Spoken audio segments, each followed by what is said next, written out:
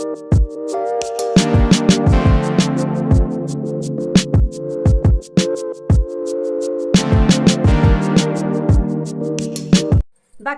నమస్కారం అండి. ఎలా ఉన్నారు? బాగున్నారా? ఇంకా ముందుగా చెప్పాల్సింది ఏంటంటే మీరందరూ మా ఛానల్ సబ్స్క్రైబ్ చేశారా?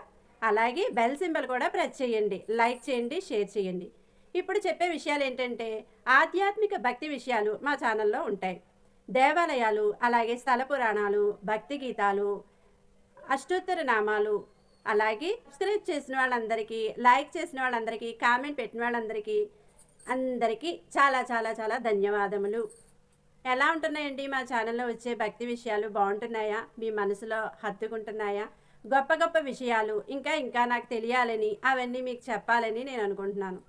నమస్కారం. మీ శ్రేయోభిలాషి మహేశ్వరి. చెరగుల పాదచారి అయి 3 మాటలు తిరిగాడు.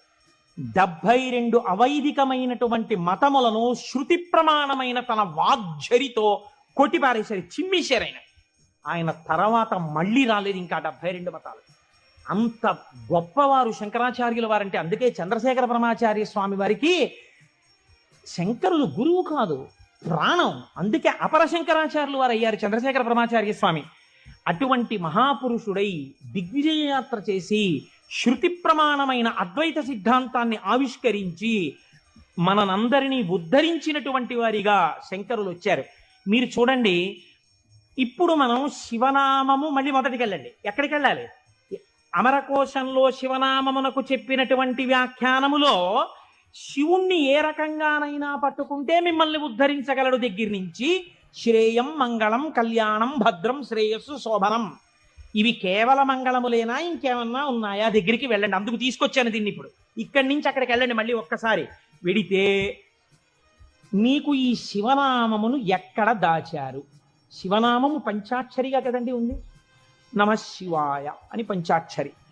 నమశివాయ అన్న మాట చెప్పడానికి వేదం ఎంత కట్టడి చేసి చెప్పింది, ఎంత జాగ్రత్తగా చెప్పింది పంచాక్షరి మంత్రాన్ని. మీరు జాగ్రత్తగా చూడండి, ఇది జాగ్రత్తగా గమనించండి.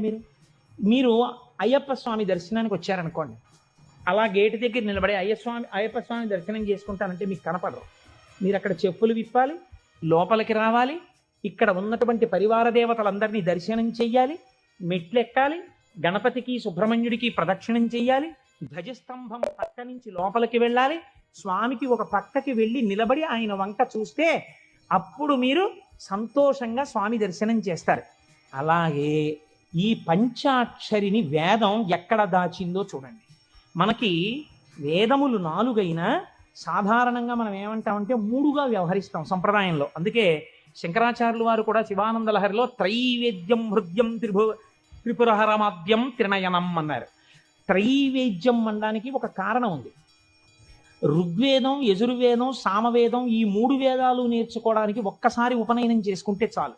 ఒకసారి ఉపనయనం చేసుకుంటే 3 వేదాలలో ఉండేటటువంటి సారాంశమునకు కూడా ఒక సావిత్రి ఉపదేశం, ఒక గాయత్రి ఉపదేశంతో 3 వేదాలు చదవచ్చు. అథర్వ వేదం చదువుతాను అన్నారు అనుకోండి ఎవరైనా, ఈ 3 వేదాలు చదవడానికి కావలసినటువంటి ఉపనయనం సరిపోదు. అథర్వ వేదం కూడా చదవాలంటే మళ్ళీ ఉపనయనం చేసుకోవాలి. మళ్ళీ ఉపనయనం చేసుకుని మళ్ళీ ఇంకొక బ్రహ్మోపదేశం పొందాలి, పొంది అథర్వ వేదం చదవాలి. అందుకని త్రైవేద్యం అంటారు సాధారణంగా. ఈ 3 వేదములు ఋగ్వేదం, యజుర్వేదం, సామవేదం, మీరు 3 అలా పెట్టారనుకోండి, ఒక దేవాలయ ప్రాంగణం ఉన్నట్టుగా 3 వేదాలు అలా పెడితే ఈ 3 వేదాలకి మధ్యలో ఏ వేదం ఉంది? ఇది ముందరి ద్వారం, ఇది వెనక ద్వారం, ఇది ఋగ్వేదం, ఇది సామవేదం, ఈ మధ్యలో ఉన్నది యజుర్వేదం. ఇప్పుడు ఈ యజుర్వేదానికి 7 కాండలు ఉన్నాయి. 7 కాండలు 1 2 3 4 5 6 7. ఇప్పుడు ఇందులో మళ్ళీ మధ్య ప్రాకారం ఏది? 4వ కాండ కదండి. ముందు 3, వెనక 3, మధ్యలోది 4. ఇప్పుడు ఈ 4వ కాండలో ఏముంది? యజుర్వేదంలో రుద్రాధ్యాయం ఉంది. మళ్ళీ రుద్రాధ్యాయంలో అష్టమానువాకం మీరు తీసుకోండి, మధ్యలోకి అష్టమానువాకం వస్తుంది. అష్టమానువాకం మీరు తీసి ఇప్పుడు చదవండి అష్టమానువాకాన్ని. నమ సోమాయ చ రుద్రాయ చ నమస్తామ్రాయ చ అరుణాయ చ నమ సింగాయ చ పశుపతయే చ నమ ఉగ్రాయ చ భీమాయ చ నమో అగ్రే వధాయ చ దూరే వధాయ చ నమో హంత్రే చ హనీయసే చ నమో వృక్షేభ్యో హరికేశేభ్యో నమస్తారాయ నమ శంభవే చ మయో భవే చ నమ శంకరాయ చ మయస్కరాయ చ నమ శివాయ చ శివతరాయ చ. అష్టమానువాకం చిట్ట చివరిలో నమ శివాయ చ అక్కడ పెట్టారు. ఈ నమ శివాయ చాకి ముందు ఏం పెట్టారు? మయస్కరాయ చ. మయస్కరాయ చ అంటే గురువు. గురూపదేశంతో పంచాక్షరిని పొందాలి. మయస్కరాయ చ. ఈ గురువుల పరంపరలో మొట్టమొదట లోకంలో శివనామాన్ని ప్రచారం చేసి అద్వైత సిద్ధి వైపుకు నడిపించిన వాళ్ళు ఎవరు? నమ శంకరాయ చ. శంకర భగవత్పాదులు. ఆ శంకర భగవత్పాదులు ఎవరు? శంకరుడే. ఎలా చెప్పగలరు? రుద్రాధ్యాయంలోనే అభిషేక మంత్రాల్లోనే ఒక చోటు ఉంది, నమ కపర్దినేచ వ్యుక్తకేశాయ చ అని. కపర్దినేచ అంటే పెద్ద జటాజూటం ఉన్నవాడు. వ్యుక్తకేశాయ చ అంటే అసలు వెంట్రుకలు లేనివాడు, మొత్తం పూర్ణమండలం చేయించేసుకుని గుడ్డు చేయించేసుకుని ఉన్నవాడు. అలా ఎలా కుదురుతుందండి? పక్కనే ఉన్న నామంలో పెద్ద జటాజూటమా? ఆ పక్కనే ఉన్న నామంలో ఒక్క వెంట్రుక కూడా లేనటువంటి గుండుతో ఉన్నవాడా? ఈ రెండు ఎలా సమన్వయం అవుతాయి అంటే పెద్దలు అన్నారు, నీ ఇష్టం వచ్చినట్టు చెప్పడానికి వీలు లేదయా. అలా వ్యుక్తకేశాయచ గుండుతో శివుడున్నాడని ఎక్కడైనా చెప్పారా అంటే వ్యాస భగవానుడు వాయుపురాణంలో చెప్పారు గుండుతో శివుడున్నాడు అని. గుండుతో శివుడు ఎక్కడున్నాడు? ఎందుకంటే దక్షిణామూర్తిగా కూడా జటాజూటంతో ఉంటారు, శివుడిగా జటాజూతంతో ఉంటారు. పూర్ణముండనంతో గుండు చేయించుకున్నటువంటి శివస్వరూపం లేదు. మరి వాయుపురాణం ఎలా చెప్పింది ఉన్నాడని అంటే, వాయుపురాణం ఒక విషయాన్ని వ్యాస భగవానుడు ప్రతిపాదన చేస్తూ చెప్పారు. చతుర్భిః సహ శిష్యైస్తు శంకరో అవతరిష్యతి. నలుగురు శిష్యుల మధ్యలో కూర్చుని గుండుతో ఉండి మీద బట్ట కప్పుకున్న సన్యాసి రూపంలో ఎవరు కనపడుతున్నాడో ఆయనే పరమశివుడు అని చెప్పి. ఇప్పుడు నలుగురు శిష్యుల మధ్యలో కాషాయ బట్ట ఇలా గుండు మీద వేసుకుని చేతిలో వేదాలు పట్టుకుని ఇలా చిన్ముద్ర పట్టి కూర్చున్నది ఎవరు? ఎవరండి? శంకరాచార్య స్వామి. నమ కపర్దినేచ పరమశివుడు, వ్యుక్తకేశాయ చ శంకరాచార్యులు వారు. కాబట్టి ఇప్పుడు ఈ శంకరాచార్యులు వారు ఎవరు? పరమశివుడే. రుద్రాధ్యాయంలో రహస్యంగా చెప్పేసింది. ఎప్పుడో రాబోయేటటువంటి శంకరావతారాన్ని రుద్రాధ్యాయం చెప్పింది. ఆయన్ని మయస్కరాయచ. ఆ శంకరుల గురు పరంపర ఉన్నదే అది సదాశివ సమారంభాం లేకపోతే నారాయణ సమారంభాం వ్యాస శంకర మధ్యమాం అస్మదాచార్య పర్యంతాం వందే గురు పరంపరాం. ఆనాడు పరమశివుడు కపర్ది అని ఇంత జుత్తుతో ఉన్నవాడి నుంచి ప్రారంభమైనటువంటి ఈ గురు పరంపర మధ్యలో శంకరాచార్య స్వామి ఉంటే, ఈనాడు నాకంటి ఎదుట నాకు శంకరాచార్య స్వరూపమై నన్ను నిలబెట్టి ఆశీర్వదించి నడుపుతున్నటువంటి నా గురువు బ్రహ్మశ్రీ మల్లంపల్లి అమరేశ్వర ప్రసాద్ గారి వరకు ఆ గురు పరంపరయే నడుచుచున్నది. ఎవరికి వారు వారి గురువు వరకు ఇలాగే చెప్పుకుంటాం. సదాశివ సమారంభాం శంకరాచార్య.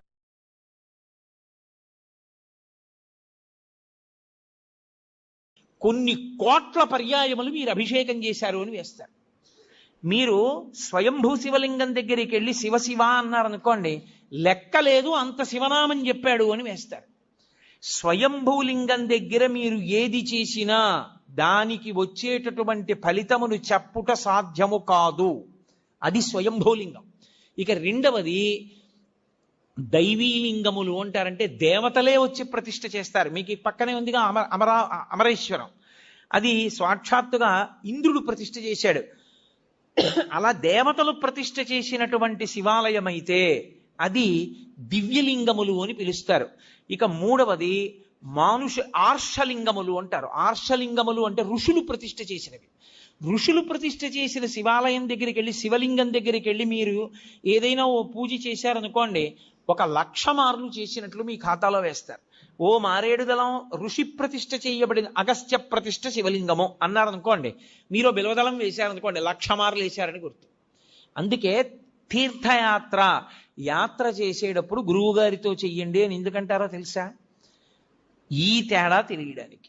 లేకపోతే అక్కడ నువ్వు గిరగిరా తిరిగి వచ్చేస్తే ఏమి సంపాదిస్తావు అక్కడికి వెళ్ళి? ఒరే దానికి బ్రహ్మసూత్రం ఉందిరా, కాస్త తేనె పోయి హుండీలో 10 రూపాయలు వేయిరా, ఇంకొక మాట సాష్టాంగం చేయరా అని గురువుగారు చెప్తే కదా నువ్వు ఫలితం పొందేది. నీకు బ్రహ్మసూత్రం అంటే తెలియదు, శివలింగం మీద గీత ఎందుకుందో నీకు తెలియకపోతే నువ్వు వెళ్ళి కూడా ఏం చేసుకుంటావు ఆ క్షేత్రానికి? అందుకని గురువుతో వెళ్ళండి తీర్థయాత్రకి అనడానికి కారణం అక్కడ వచ్చింది. కాబట్టి ఆర్షలింగము ఋషి ప్రతిష్ఠ, రాక్షసలింగములను ఉంటాయి. వాటికి పూజ చెయ్యకూడదని నియమం ఉందని మీరు అనుకునేరు, తప్పు. రాక్షసులు ప్రతిష్ఠ చేస్తారు. రాక్షసుల చేత ప్రతిష్ఠింపబడినటువంటి లింగం దగ్గరికి వెళ్ళి పూజ చేస్తే 10,000 రెట్ల ఫలితాన్ని ఇస్తారు. మానుషలింగములు అంటారు, మనుష్యులు ప్రతిష్ఠ చేసినటువంటి శివలింగాలు. ఇదిగో ఇప్పుడు ఇక్కడ ఉన్నటువంటి దేవాలయంలో ఉన్నటువంటి శివలింగం. అటువంటి శివలింగాలు మీరు దర్శనం చేసుకుని, అభిషేకం చేసుకుని, పూజ చేసుకుని, మీ భక్తి చేత ఇతోధికంగా దాన్ని పెంచుకోవాలి. బాణలింగము అని ఒక లింగం. బాణలింగము నర్మదా నది ప్రవాహమునందు నీటి ఉరిపిడికి రాళ్ళు శివలింగాలుగా మారుతాయి. వాటిని బాణం అంటారు. అసలు నిజంగా పంచాయతనంలో బాణమే ఉండాలి. కాబట్టి బాణలింగము అంటారు. ఆ బాణలింగం సృష్టిలో తనంత తానుగా నీటి ఉరిపిడికి వస్తుంది. అలాగే చిట్ట చివర వచ్చేటటువంటిది దైవీలింగము. ఇందాక నేను మీతో మనవి చేశానే, అరకు లోయలో పడితే వస్తుంటుంది శివలింగం అని. అలా వచ్చినటువంటి శివలింగాలు. శివలింగాలు ఇన్ని రకాలుగా వస్తాయి. కారణం ఏంటంటే కేవలము మనుష్యుల్ని ఉద్ధరించుట కొరకు. మీరు ఒక శివలింగం దగ్గరికి వెళ్ళి చేసినటువంటి ఉపాసన మీకు అంత శక్తినిస్తుంది. అందుకే ప్రత్యేకంగా కోరి కోరి కోరి కోరి వెడతారు తీర్థయాత్ర. వెళ్ళి అక్కడక్కడ ఉండేటటువంటి శివలింగాల్ని దర్శనం చేసుకుని తిరిగి వస్తుంటారు. కారణం ఏమి అంటే ఇదే ప్రధానమైనటువంటి కారణం. ఒక చోటుకి వెళ్ళి మీరు చేసినటువంటి ఫలితానికి, వేరొక చోటుకి వెళ్ళి మీరు చేసిన ఫలితానికి చాలా తేడా వచ్చేస్తుంది. దేవాలయమునందు ప్రవేశమునకు అందుకే మీకు ఇంత అనుగ్రహాన్ని కట్టపెట్టేస్తుంది. కాబట్టే దర్శన విధి అని ఒక పాఠం. ఇలాగే వెళ్ళాలి సుమా అని, తప్ప ఇంకొకలా వెళ్ళవద్దు. శివాలయంలో మీకు వెంటనే అనుగ్రహం కలగాలి అని అనుకుంటే, మీరు వెళ్ళిన దాంట్లో ఒక్క నిమిషం వృధా కాకుండా పరిపూర్ణంగా శివానుగ్రహం పొందాలి అనుకుంటే ఎలా బయలుదేరాలో చెప్పింది శాస్త్రం. త్రిపుండ్రములను ధరించి బొట్టు పెట్టుకుని, పంచ కట్టుకుని, ఉత్తరీయాన్ని తీసి నడుముకి బిగించుకుని, మీద ఉత్తరీయం వేసుకోకుండా శివాలయం బయటే చెప్పులు విడిచిపెట్టి కాళ్ళు కడుక్కుని, కుడికాలు ముందు పెట్టి లోపలికి వెళ్ళి మొట్టమొదట రాజగోపురాన్ని చూసి, తర్వాత శివాలయ గోపురాన్ని చూసి, అప్పుడు మీరు శివాలయం దగ్గరికి వెళ్ళి నంది దగ్గర మాత్రమే మీరు ప్రదక్షిణాన్ని ప్రారంభం చేయవలసి ఉంటుంది. కాబట్టి నందీశ్వరుడి దగ్గర ప్రదక్షిణాన్ని ప్రారంభం చేసి వెళ్ళేటప్పుడు దేవాలయంలో మహామంటపము, అర్ధమంటపము, ముఖమంటపము అని 3 మంటపాలు ఉంటాయి. ఈ 3 మంటపాలు దేనికి గుర్తు అంటే స్థూల సూక్ష్మ కారణ శరీరములకు గుర్తు. ఈ 3 శరీరములను నేను అధిగమించేటటువంటి అదృష్టం నాకు కలగాలని కోరుకోవడం ముఖమంటపాన్ని, మహామంటపాన్ని, అర్ధమంటపాన్ని, ముఖమంటపాన్ని దాటాలి. దాటేటప్పుడు శివాలయానికి ప్రదక్షిణం చేస్తే, ఒక్క మారు చేస్తే చాలు, 3 మార్లు చేస్తే విశేషం. ఎందుకని 3 మాటలు? భగవాన్ రమణ మహర్షి ఎందుకు గిరి ప్రదక్షిణం చెయ్యాలి అన్నదానికి చెప్తుండేవారు. అంటే మీరు ప్రదక్షిణం చెయ్యడానికి కాళ్ళు కదుపుతుంటే మీ పాపములు కాలిపోతాయి. మీరు ఏ కోరికతో అలమటిస్తున్నారో ఆ కోరికలు ఇవ్వబడతాయి. మీరు ఏ కోరిక లేకుండా ప్రదక్షిణం చేస్తుంటే, అంటే జన్మ జన్మాంతరములందు చేసిన పాపములు కూడా కాలిపోతాయి. ఆఖరి ఊపిరి దగ్గర పాపపుణ్యములు లేని స్థితి కల్పించి మోక్షం ఇవ్వబడుతుంది. ప్రదక్షిణం, అందుకు శివాలయ ప్రదక్షిణ వచ్చింది. నేను కాదు, స్కాందంలోంచి సాక్షాత్ భగవాన్ రమణులు చెప్తుండేవారు కూర్చోబెట్టి ఎందుకు గిరి ప్రదక్షిణం చెయ్యాలో. కాబట్టి ప్రదక్షిణం 3 మార్లు చేస్తారు. ఎందుకు 3 మార్లు చేయడం అంటే, నేను ఈషణత్రయాన్ని విడిచిపెట్టగలిగిన శక్తిని నాకు ఈషణత్రయము అంటే ప్రధానమైనటువంటివి ధనేష, దారేష, పుత్రేష. ధనేష డబ్బు మీద వ్యామోహం వదలదు, దారేష భార్య మీద వ్యామోహం వదలదు, పుత్రేష కొడుకు మీద వ్యామోహం వదలదు. ఈశ్వర, ఈ వ్యామోహాలన్నీ వెంట పెట్టుకుని ఏం పొందుతాను? పెద్దవాణ్ణి అయిపోయాను, నాకు ఇంకా ఈ వ్యామోహాలు తగ్గించి నువ్వు వాణ్ణి భద్రంగా నువ్వు చూడు అని కోరుకుని తిరిగితే 3 మార్లు దాని చేత వాసనాత్రయాన్ని ఈశ్వరుడు తీసేస్తాడు, ఈషణత్రయాన్ని తీసేస్తాడు. తీసేసిన తర్వాత బలిమంటపం దగ్గరికి రావాలి. వచ్చి బలిమంటపం దగ్గర నమస్కారం చెయ్యాలి. ఎందుకు అంటే మనలో ఉండేటటువంటి కామక్రోధ లోభమద మోహమాత్సర్యములనేటటువంటి అరిషడ్వర్గములను బలివ్వాలి అక్కడ. అంటే విడిచిపెట్టేసేటటువంటి శక్తి నాకు ఈశ్వరా కల్పించు.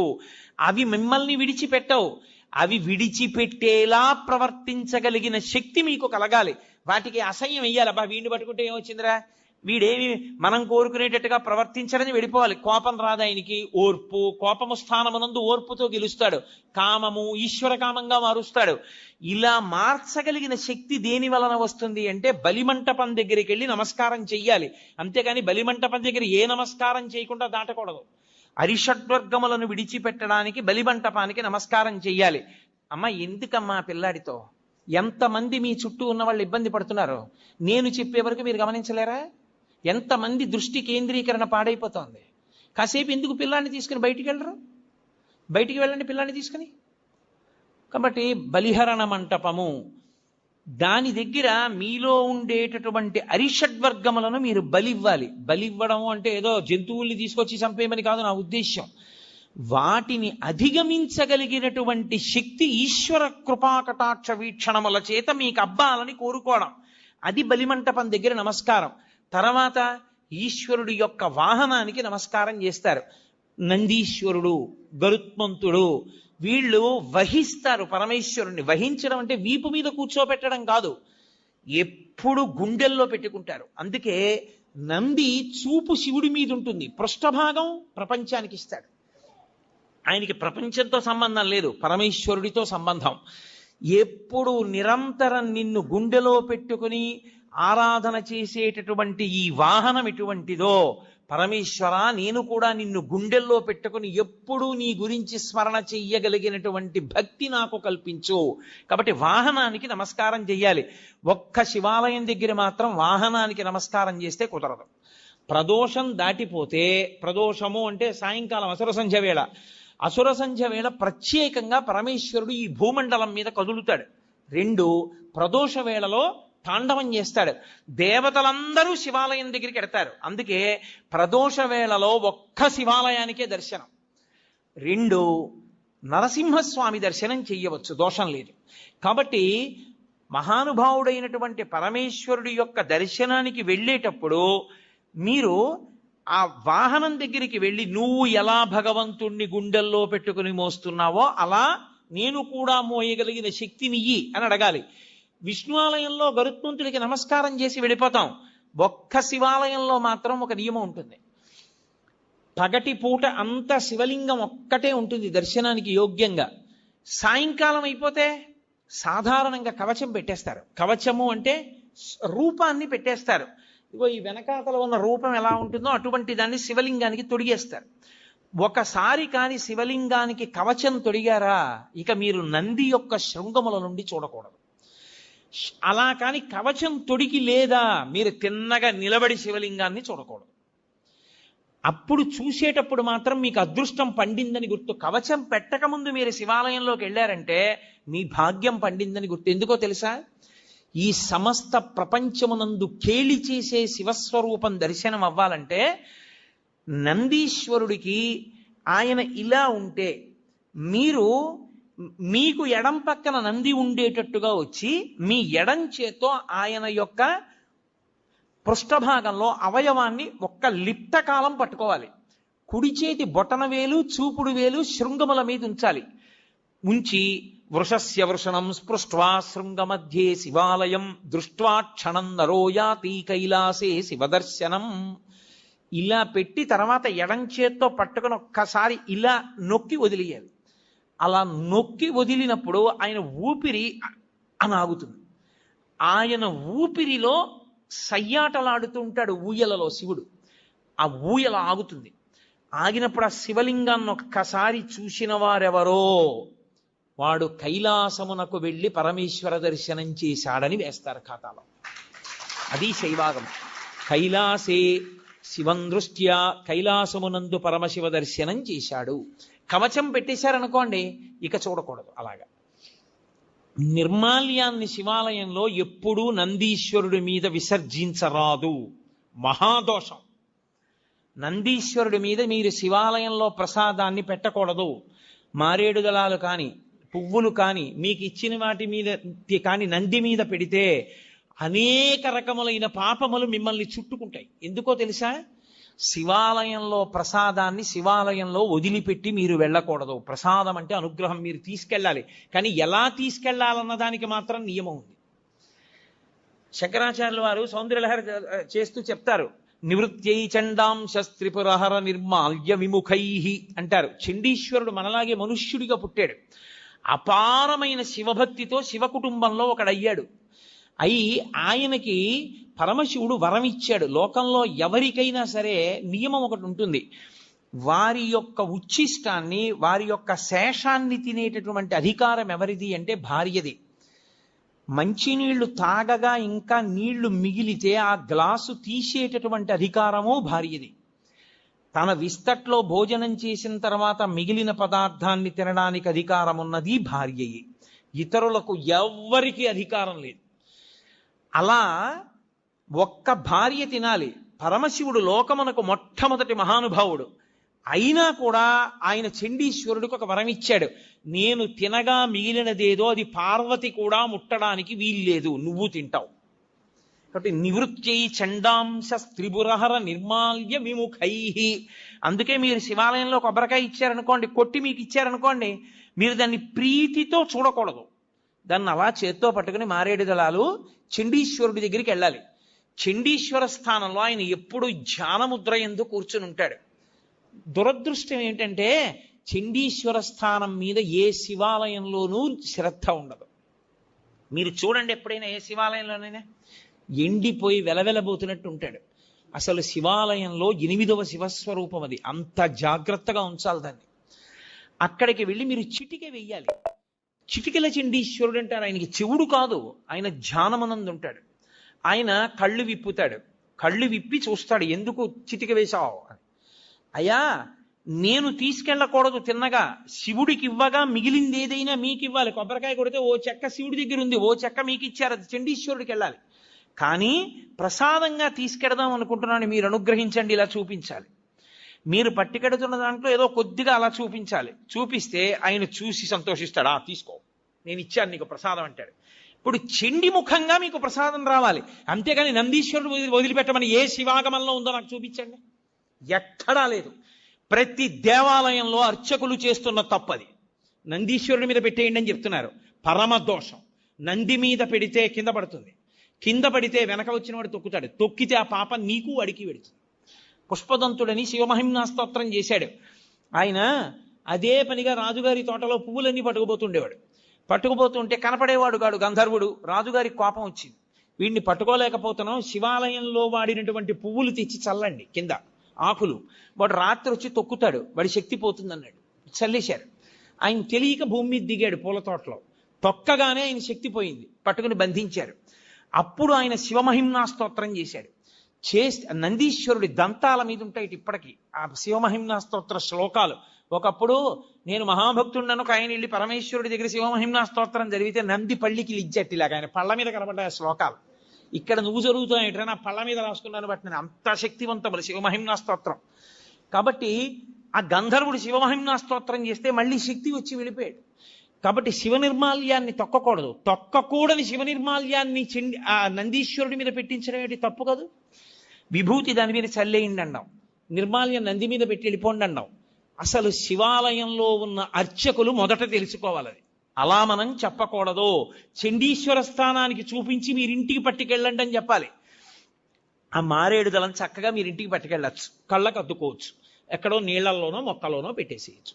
మీ ఇంటికి పట్టుకెళ్ళాలి, గడప దాటాలి ప్రసాదం. గడప దాటి ఇంటికి వస్తేనే శివానుగ్రహం. మీరు ఎక్కడో వదిలిస్తే ఇంకా ప్రసాద తిరస్కారం చేస్తే మీకు అనుగ్రహం ఎక్కడి నుంచి వస్తుంది? మీరు నంది మీద పెట్టి కింద బారేసి అదే ప్రసాదం తీసుకోవాల్సిన విధానం శివానుగ్రహాన్ని పొందడానికి. కాబట్టి ఒక్క శివాలయంలో మాత్రం వాహనం దగ్గరికి వెళ్ళేటప్పటికి నియమం మారుతుంది.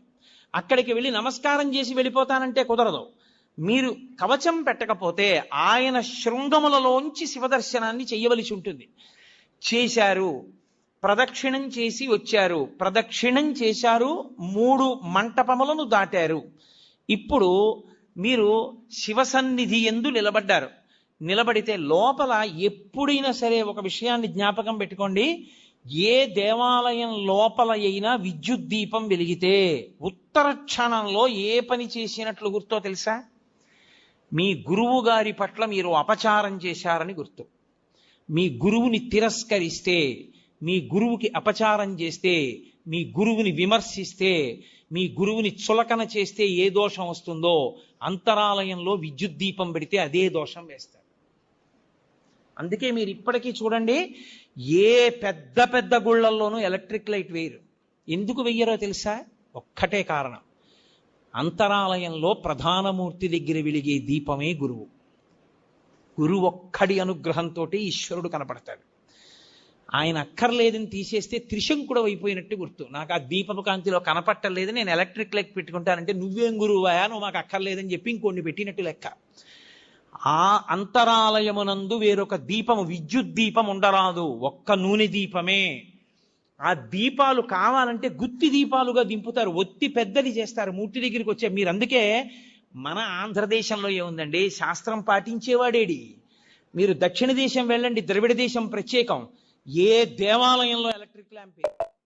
అర్చకులు ఒళ్ళు చెమటలు పట్టేసి ఇలా కారిపోతున్నా సరే వాళ్ళు పెద్ద పెద్ద ఒత్తేసి ఆ ఒత్తులలోనే వెలుగుతుంటాయి, ఆ ఒత్తులలో వెలుగులోనే చూస్తారు. దాని అర్థం ఏంటో తెలుసా? ఆ దీపమే గురువు. గురువు ఇంకెక్కడో ఉండడు. మీ గురువు గారు ఎక్కడున్నారు అంటే అంతరాలయంలో ఉన్న దీపంలోనే మీ గురువు గారు ఉంటారు. ఆయనే గురువుగా చూస్తారు. అందుకే దేవాలయానికి వెళ్ళినప్పుడు ఈశ్వరుడు ఒక్కడే కాదు, గురు దర్శనం కూడా అవుతుంది. ఓ గురువర్య, మీ మాటల వలన, మీ అనుగ్రహము వలన, మీ అనుగ్రహ కాంతులలో నాకు ఈశ్వర దర్శనం అవుతోందని దర్శనం చెయ్యాలి. అందుకే నూనె దీపం, నెయ్యి దీపం తప్ప విద్యుత్ దీపం వాడడం అనేటటువంటి మాటే లేదు శాస్త్రాల్లో. అందుకే ఈశ్వర ప్రధానమూర్తిని చూడగానే రెండిటిని మనసులో స్మరించాలి. ఒకటి గురువు, రెండు ఈశ్వరుడు, ఇద్దరిని స్మరించాలి. స్మరించి నమస్కారం చేయాలి. ఉత్తర క్షణంలో మీకు అనుగ్రహం గురువు ద్వారా కృప చేయబడుతుంది. మళ్ళీ దీపపు కాంతి ద్వారానే మళ్ళీ మీకు ఆ కన్నులకు ఆ దీపపు కాంతి ద్వారానే మీకు ఈశ్వర కటాక్షము గురుముఖంగా ప్రసరిస్తుంది. అందుచేత దేవాలయమునందు దర్శన విధి, ఈశ్వరుణ్ణి దాటి వెళ్ళడానికి ఇక ద్వారం ఉండదు. మనుష్య జన్మ యొక్క చిట్ట చివరి ప్రయోజనం ఆయన్ని చేరడమే, ఆయన్ని దాటడానికి ఇంకేం లేదు. అందుకే పృష్ఠభాగంలో అంతరాలయానికి ఇక ద్వారం ఉంచారు. అంతరాలయంలో ఉన్న పరమేశ్వరుడికి సమర్పణం చేసినప్పుడు ముచిక నుంచి తనంత తాను విడినవి ఇవ్వాలి. ఏవవి? పళ్ళు. కాయ ఇవ్వకూడదు దేవాలయంలో. ఎందుచేత అంటే ఈశ్వరుణ్ణి ఎప్పుడు అడిగినా పండిపోవడం ఒక్కటే అడగాలి. ఈశ్వరుడు మీకు ఫలప్రదాత, మీకాయన ఫలం ఇవ్వడానికి మీరు ఆయనకి ఫలం ఇవ్వాలి. ఆయనకి కాయలు ఇవ్వడం దోషం, ఆయనకి ఫలాలు ఇవ్వాలి. కాయలు ఎవరికి ఇవ్వాలి? అర్చకుడికి ఇవ్వాలి. మీ ఇంట్లో అరటి చెట్టు కాసిందనుకోండి, 4 అరటికాయలు అర్చక స్వామికి ఇవ్వాలి, 4 అరటి పళ్ళు ఈశ్వరుడికి ఇవ్వాలి. 2 అగరత్తులు ఇవ్వండి, 3 కర్పూరం బిళ్ళలు ఇవ్వండి, 4 తమలపాకులు ఇవ్వండి, 2 వక్కలు ఇవ్వండి, అథవా ఓ బెల్లంగడ్డ తెచ్చి ఇవ్వండి. తప్ప కాయలు పట్టుకొని దేవాలయ ప్రవేశము చేయరాదు. నేను యథార్థంగా మీకు ఆగమంలో ఉన్న విషయాలు మాట్లాడుతున్నాను. అలా ఎవరు వెళ్ళి దేవాలయానికి నమస్కారం చేసుకుని బయటికి వచ్చి ఒక్క క్షణం కూర్చోవాలి. కూర్చుని మీరు ఏం చూశారో దాన్ని స్మరించాలి. మిగిలినవన్నీ ఎలా ఉన్నా తప్పకుండా దేవాలయంలోంచి బయటికి వచ్చేసేటప్పుడు మనసులో ఒకటి నిలబడాలి. ఆ పక్కన వేలాడుతున్నటువంటి దీపంలో పక్కకి ఉన్న పెద్ద ఒత్తి, దాని వెలుతురు, ఆ వెలుతురులో ఈశ్వరుడు చూడాలి. ముందు గుత్తి దీపం, ఒత్తి, ఒత్తికున్న జ్వాల, జ్వాలలో ఈశ్వరుడు. ఇప్పుడు గురువుగారి పాదములు, గురువుగారి అనుగ్రహముగా ఈశ్వరుడు. మీరు సర్వశ్రేయస్సులు పొందేస్తారు. కళ్ళు మూసుకుని ఆ దర్శనం చేసి బయటికి రావాలి. అది ఏ గురువు అనుగ్రహంతో గుడివేపుకి నడిచారో ఆ గురువు అనుగ్రహంతో ఈశ్వర దర్శనం చేసి కృతజ్ఞత చెప్పి పైకొచ్చినట్టు. కాబట్టి ఒక దేవాలయ దర్శన విధి ఈశ్వర దర్శనమునందు తెలిసి చేయి, తెలియక చేయి.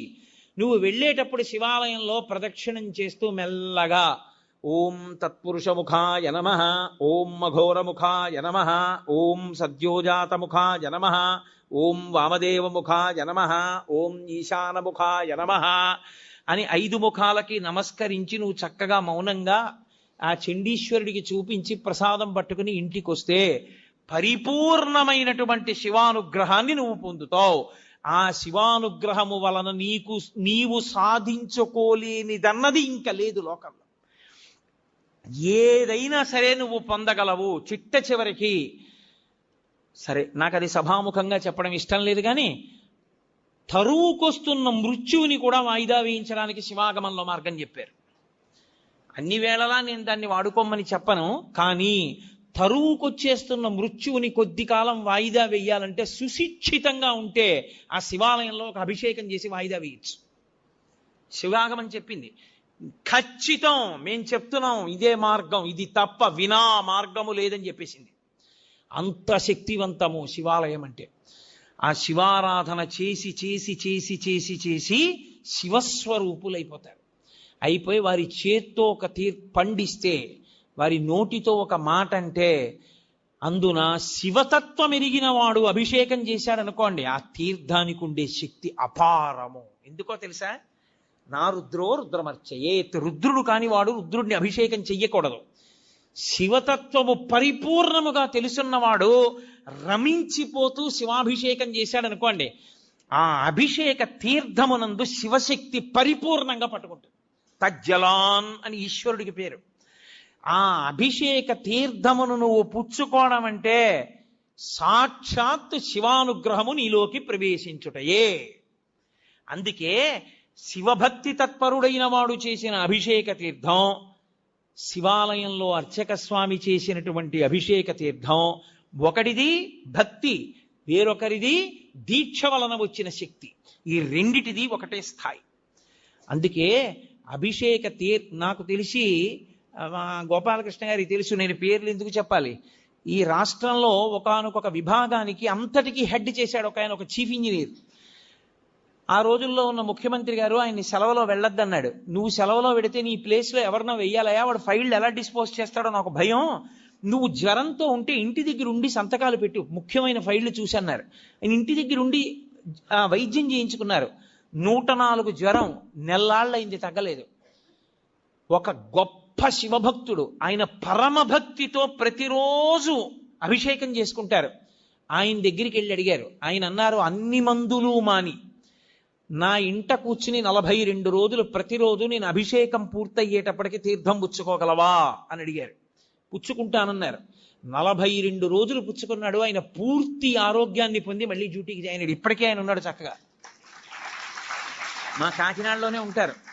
కాబట్టి శివాభిషేకమునందు శివతత్వమును జీర్ణం చేసుకున్న వ్యక్తి పరమ భక్తితో అభిషేకం చేస్తే ఆ శివలింగానికి తగిలి కింద పడుతున్నటువంటి నీటి యందు శివతత్వము ప్రవేశించి విశేష శక్తిని పొందుతుంది. కాబట్టి శివాలయము, శివానుగ్రహము, శివ దర్శనము అంత గొప్పవి. నిజంగా మీరు ఎంత భాగ్యవంతులో మీకు తెలియదు. ఎప్పుడైనా మీరు ఒకటి జ్ఞాపకం పెట్టుకోండి, ఆలయంలో ఉండేటటువంటి ప్రధాన దేవతా స్వరూపం శివుడికి ఎడం వైపుకొస్తుంది. అలా రాకుండా దూరంగా జరిగి ముందుకొచ్చి ఆయనకి అభిముఖంగా చూసిందనుకోండి, విశ్వకుండలిని అని గుర్తు. ఆవిడ కేవలం మీరు ఏ పేరుతో పిలుస్తున్నారో ఆ ఒక్క శక్తే కాదు, ఆమె మిమ్మల్ని ఈడ్చి ఈశ్వరుడి దగ్గరికి తీసుకెళ్ళిపోగలదు, అంత శక్తివంతురాలని గుర్తు. మీకు ఇక్కడ ఉన్నటువంటి ప్రాంగణంలో పరమశివుడు తూర్పుని చూస్తే అమ్మవారు ఇటు పక్కకి రాలా, అమ్మవారు ఇటు తిరిగి పశ్చిమాన్ని చూసింది. శారద అంటే విశ్వకుండలిని శక్తి స్వరూపంగా ఉంది. ఏ మహానుభావుడు ప్రతిష్ఠ చేశాడో నాకు తెలియదు, కానీ సర్వశుక్ల సరస్వతి, తెల్లగా ఉంటుంది సరస్వతీదేవి. ఆ స్ఫటికం శివుడు, పరబ్రహ్మతత్వం. స్ఫటికం, దానికి ఏ రంగు ఉండదు. మీరు ఎర్ర పువ్వు పెడితే ఎర్రగా కనపడుతుంది. అసలు ఆయన నిర్గుణుడు, ఆయన తప్ప వేరొకటి లేదు. విశ్వము ఆయన యందు ఆరోపింపబడింది. ఆ శివస్వరూపం, ఈ శారదాస్వరూపం ఒకటే. అందుకే వెనక్కి శారదని జరిపారు. ఈ దేవాలయంలో మీరు చేసుకున్న అదృష్టం అత్యద్భుతం ఏమిటో తెలుసా? నవగ్రహ దేవాలయం. నేను మీతో యథార్థం చెప్తున్నా, ఇప్పటి వరకు నేను ఒక్క చిత్తూరు అవతల ఉన్న నవగ్రహ దేవాలయం తప్ప అక్కడ ఉన్న దేవాలయం దీనికన్నా గొప్పది. ఎందుచేత అంటే అక్కడ చెట్టు కూడా ఉంది. ఏ గ్రహానికి ఏ చెట్టు ఉండాలో ఆ చెట్టు కూడా ఉంది అక్కడ. ఇక్కడదొక్కటే లేదు. కానీ శివాలయానికి రామాలయానికి వెనక్కి జరిగింది అసలు అది గొప్ప. ఇక్కడ ఎంతమంది మహానుభావులు ప్రతిష్టలు చేశారో నాకు స్ఫురణలో లేదు, కానీ అది చాలా గొప్ప. ఎందుకంటే గ్రహానికి ఈశ్వరుడితో సమాన స్థాయి లేదు. 2 అడుగులు వెనక్కి నడిపించారు. నడిపించి ప్రతి గ్రహం మీద గ్రహానికి సంబంధించినటువంటి గుర్తు, గ్రహానికి సంబంధించిన విశేషం పైన కనపడేటట్టుగా పెట్టి ఆంతరం పెట్టారు. ఎందుకంటే నవగ్రహాలకి లోపలికి వెళ్ళి ప్రదక్షిణం చేస్తే ఇంట్లోకి వెళ్ళకూడదు, కాళ్ళు కడుక్కుని వెళ్ళాలి. అందుకని బయట ఓ ఆంతరం పెట్టి లోపల ఒక అంతరం పెట్టారు. గ్రహ ఫలితాలు పొందాలనుకున్న వాళ్ళు లోపలికి ఎడతారు, ప్రదక్షిణంగా వెళ్ళిపోదాం అనుకున్నవాడు ఇంటికి వెళ్ళి కాళ్ళు కడుక్కోలేక్కర్లేదు, వెళ్ళిపోవచ్చు. వెళ్ళిపోవడానికి వీలుగా పెట్టారు. అన్నిటికన్నా గొప్పదేదో తెలుసా? శివాలయం విష్ణువాలయం యొక్క నీడ ఒక్క చోట పడేటట్టుగా ఉండి ప్రదక్షిణం చేస్తే వాడు సాక్షాత్తుగా కాశీ క్షేత్రం లాంటి క్షేత్రాల్లో ప్రదక్షిణం చేయడంతో సమానం. 2 నీడలు పడాలి. మాకు కాకినాడలో ఉన్నాయి అలా 2 దేవాలయాలు. ఇక్కడ విష్ణు స్వరూపం రామచంద్ర ప్రభువు యొక్క ఆలయం, ఆ పక్కన శివాలయం 2 ఉన్నాయి. 2 మధ్యలోంచి ప్రదక్షిణం చేస్తారు. శివ దర్శనం చేసి రామదర్శనం చెయ్యాలి. అంత గొప్ప అమరిక. అసలు ఆ కళ్యాణ మంటపం ఒక అద్భుతం. ఆ కళ్యాణ మంటపం మీద 27 నక్షత్రాల యొక్క గుర్తులు. అవి నిజంగా మీరు చూస్తే ధన్యులు. మీ పిల్లలకి చూపిస్తే ఎందుకో తెలుసా? మృగశీర్ష నక్షత్రం ఆకాశంలో ఎలా ప్రకాశిస్తుందో, హస్తా నక్షత్రం ఎలా ప్రకాశిస్తుందో భాద్రపద మాసంలో, అవన్నీ నక్షత్ర శాస్త్రం చదువుతుంటే అబ్బా అలా ఉంటుందా నక్షత్రం ఆకాశంలో అనుకుంటాం. అవి ఎలా ఉంటాయని చెప్పబడిందో 27 నక్షత్రాలు అలాగే చెక్కారు అక్కడ. నేను ఒక రోజు 2 గంటల చుట్టూ తిరిగి చూశాను. 27 నక్షత్రాలని యథాతథంగా అలా పెట్టారు. పెట్టి 27 నక్షత్రాల్లోంచి 12 రాసుల్ని తీసుకొచ్చారు. 12 రాసుల కింద కళ్యాణ మంటపం తీసుకొచ్చారు. నేను పొద్దున్నే అడిగా, ఇక్కడ కళ్యాణం చేస్తారా అని అడిగా. ఆ కింద కళ్యాణం జరుగుతుండగా చూస్తే సమస్త గ్రహదోషములు తిరిగిపోతాయి.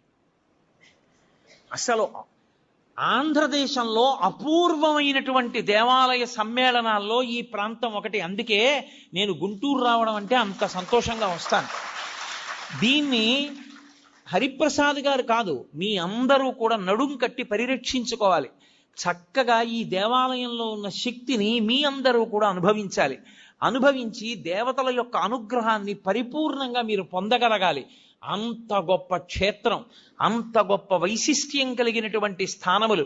అటువంటి బిల్వవృక్షం వెనక మేడి చెట్టు, గోశాల, ఇన్ని ఏకకాలంలో ఉన్న దేవాలయం ఎక్కడుంది? అసలు యథార్థానికి నాకు ఇక్కడ వసతి గృహంలో ఉండడాన్ని ఎంతో ఇష్టపడేవాడిని. కారణాంతరముల చేత నాకు కొన్ని చికాకులు కలిగి నేను ఇక్కడి నుంచి వెళ్ళిపోయాను, వేరొక చోట ఉంటున్నాను తప్ప.